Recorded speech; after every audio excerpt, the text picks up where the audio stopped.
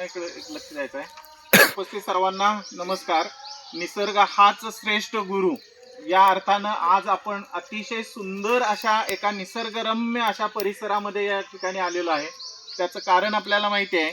Flu शिक्षण प्रसारक मंडळाचं गेले अनेक वर्षापासून व्यक्तिमत्व विकास शिबिर अर्थातच समर कॅम्प सुरू आहे आणि 2026 सालचा हा उत्साहात सुरू झालेला हा समर कॅम्प, या समर कॅम्पमध्ये सहभागी झालेले सर्वांचं संस्थेच्या आणि या ठिकाणच्या या परिसराच्या वतीनं सर्वांचं सहर्ष स्वागत, हार्दिक स्वागत. विद्यार्थी मित्रांनो, 22 एप्रिल जागतिक वसुंधरा दिन, त्याचं औचित्य साधून आज आपण आपल्या संस्थेच्या वतीनं आयोजित या शिबिराच्या माध्यमातून आपली पलू शिक्षण प्रसारक मंडळ लकी प्रशाला ते आपण जवळजवळ आता 12 ते 13 किलोमीटरचा प्रवास करून परत तेवढाच म्हणजे साधारणपणे 25 किलोमीटरचा आपण प्रवास करून ज्या ठिकाणी आलेलो आहे ते ठिकाण म्हणजे क्रांती स्मृतिवन बलवडी, तालुका खानापूर, जिल्हा सांगली. हे स्मृतिवन तुम्ही आता पाहिलं की ज्या ठिकाणी केवळ नुसता वृक्ष नाही आहेत, हे आकाशाला गवसणी घालणारे हे वृक्ष आहेत. त्या प्रत्येक वृक्षाला देशाला स्वातंत्र्य मिळवून देण्यासाठी ज्यांनी प्राणार्पण केलं, ज्यांनी हुतात्म्य पत्करलं, त्या हुतात्म्यांच्या स्मृती या वृक्षांच्या माध्यमातून या ठिकाणी आपल्याला उंच भरारी घेताना दिसत आहेत. हे केवळ क्रांती स्मृतिवन वृक्षाचं स्मृतिवन नसून या ठिकाणी देशाला स्वातंत्र्य मिळवून देणाऱ्या हुतात्म्यांच्या स्मृती या ठिकाणी जपले गेलेले आहेत. आणि म्हणूनच आपण आज संस्थेच्या वतीनं सायकल चालवा, आरोग्य सांभाळा, प्रदूषण टाळा, पर्यावरण वाचवा, मोबाईल नको, निसर्ग जवळ करा, अशा प्रकारचा आरोग्य शिक्षण आणि पर्यावरणाचा प्रबोधनाचा संदेश घेऊन या ठिकाणी येणाऱ्या या 25 किलोमीटरच्या प्रवासात आपण हा अतिशय स्तुत्य असा संदेश गावोगावामध्ये देण्याचं काम अतिशय चांगल्या पद्धतीनं या शिबिरार्थीच्या माध्यमातून दिलेलं आहे. आणि त्यामुळं मी तुमचं सर्वप्रथम सर्वांचं कौतुक करतो. आणि या स्मृतिवनाचे निर्माते आदरणीय भाई संपतराव दादा पवार या ठिकाणी तुमच्या समोर या ठिकाणी दिसत आहेत. त्यांचं वय आज जवळजवळ 86 ते 87 वर्ष 85 वर्ष या ठिकाणी दादांचं झालेलं आहे. पण त्यांच्या चेहऱ्यावरती आपल्याला थोडा सुद्धा या वयाचा जरा सुद्धा परिणाम झालेला दिसत नाहीये. त्याचं कारण या स्मृतिवनातील या वृक्षांचं आहे असं मला वाटतं. कारण आपल्याला हे वृक्ष आहेत ते म्हणजेच आपले सर्वात चांगले, सर्वात जवळचे मित्र आहेत आणि वृक्षाच्या स्वरूपात आपल्याला एक चांगली ऊर्जा मिळत असते.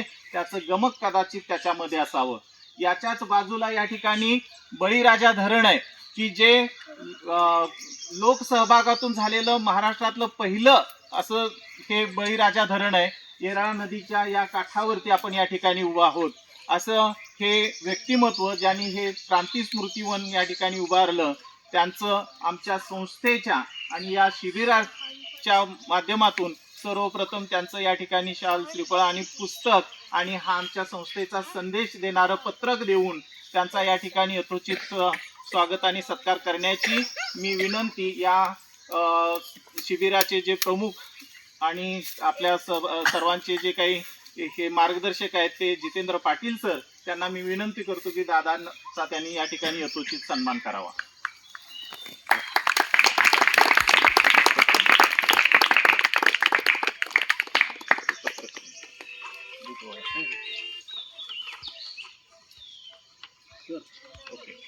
त्याचबरोबर विद्यार्थी मित्र हो, या ठिकाणी तुम्हाला दुसरं एक व्यक्तिमत्व दिसतंय की या स्मृतिवनाच्या जडणघडणीमध्ये आणि प्रत्येक कृतीमध्ये ज्यांचा अतिशय मोलाचा असा सहभाग आहे, दादांच्या समेत सातत्यानं आहेत, ते बलवडी गावचे सुपुत्र आणि त्याचबरोबर दैनिक सकाळ, त्याचबरोबर नवराष्ट्र आणि मुक्तागिरी या वर्तमानपत्रांना जे वार्ताहर, पत्रकार म्हणून ज्या ठिकाणी काम करतायत आणि अतिशय चांगलं एक सामाजिक बांधिलकी ज्यांनी जपलेली आहे, त्यांचाही या शिबिरार्थीच्या आणि आमच्या संस्थेच्या वतीनं सन्मान करण्याची विनंती मी खोत सरांना करतोय.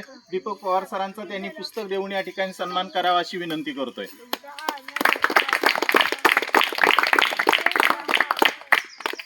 त्याचबरोबर कोरपाळे मॅडमना मी विनंती करतो की या निसर्गाचं प्रतीक असणारं रोप या निमित्तानं आपल्या सर्वांच्या वतीनं आपण दादांना आणि दीपक भाऊंना या ठिकाणी हे प्रतीक म्हणून आपण रोप या ठिकाणी देतोय, त्याचाही त्यांनी स्वीकार करावा अशी विनंती करतोय. यानंतर दीपक भाऊ आपल्याला थोडक्यात दादांची ओळख या निमित्तानं आपल्याला सर्वांना करून देतील, अगदी थोडक्यात. नाही असू देतात, नाही त्यानंतर तुम्ही स्मृतिमानाची माहिती तुम्ही द्या.